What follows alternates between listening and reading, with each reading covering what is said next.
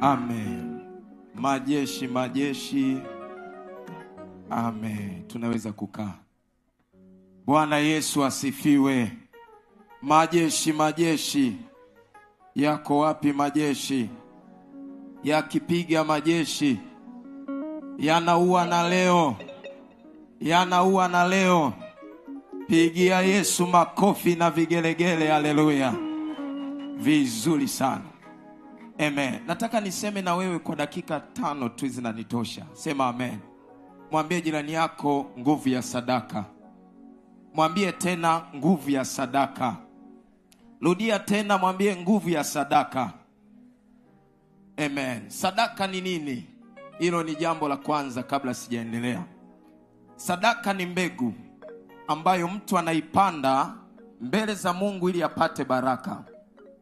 Hakuna baraka ambayo mtu anaweza kuipata pasipo kupanda sadaka mbele za Mungu. Na ndio maana ukisoma maandiko kadha wa kadha kwenye Biblia takatifu, utaona watu wengi waliobarikiwa kwenye Biblia walikuwa watoa sadaka. Kwa mfano, Ibrahim baba wa imani alikuwa ni mtoa sadaka. Na kuna wakati Mungu akamjaribu hata kumtoa mtoto wake ili aweze kumbariki. Na unaona hata Ibrahimu alivyokubali kumtoa mwanae, ndipo Mungu akaachilia baraka katikati yake. Watu wengi wanatamani sana kubarikiwa, lakini hawajui kodi ipo katika kutoa sadaka. Na ndio maana hakuna ibada yoyote kwenye Biblia takatifu iliyowahi kufanyika pasipokuwa na sadaka. Na kuna sehemu fulani utaona kwenye kitabu cha Wafalme wa kwanza 17 kuanzia mstari wa 8. Utaona kuna mwanamke mmoja aliyekuwa mjane, na huyu mwanamke alikuwa ni maskini kabisa. Lakini Mungu alitaka kumbariki huyu mwanamke, akamtuma mtumishi wa Mungu nyumbani kwa yule mwanamke ili huyu mwanamke aweze kuinuliwa.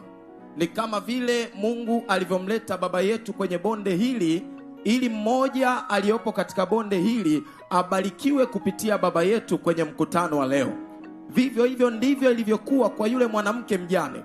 Kitabu cha Wafalme wa kwanza 17 nitaanzia mstari ule wa 8.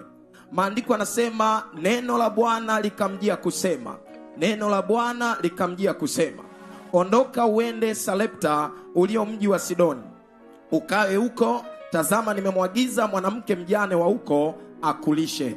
Mungu anamwambia Eliya aende katika mji mmoja unaoitwa Sarepta. Kuna mwanamke mjane amewekwa kule. Mwanamke mjane maana yake amefiwa na mume wake, lakini Mungu anamwambia huyo nimemweka ili akulishe. Mstari wa 10, basi akaondoka akaenda Sarepta. Hata alipofika langoni pa mji, kumbe mwanamke mjane alikuwako akiokota kuni. Akamwita akamwambia, niletee na kuomba maji kidogo chomboni nipate kunywa. Alipofika, badala ya kumwambia nipe chakula, kwanza akaanza nagia naomba maji. Akasema nipe maji ninywe kwanza. Yule mwanamke akaona hili jambo ni jepesi sana. Jepesi sana. Alipokuwa akienda kuleta, akamwita tena mara ya pili. Akasema niletee na kuomba kipande cha mkate mkononi mwako. Sio maji tena, mada imebadilika, ni kipande cha mkate. Lakini mwanzo ilikuwa ni maji. Mstari unaofuata maandiko yanasema, naye akasema, kama Bwana Mungu wako aishivyo, sina mkate ila konzi ya unga katika pipa na mafuta kidogo sana katika chupa. Sina mkate, nina kaunga kadogo tu na kimafuta kidogo kwenye chupa. Maandiko yanasema, nami ninaokota kuni 2 ili niingie nijipikie nafsi yangu na mwanangu tule tukafe.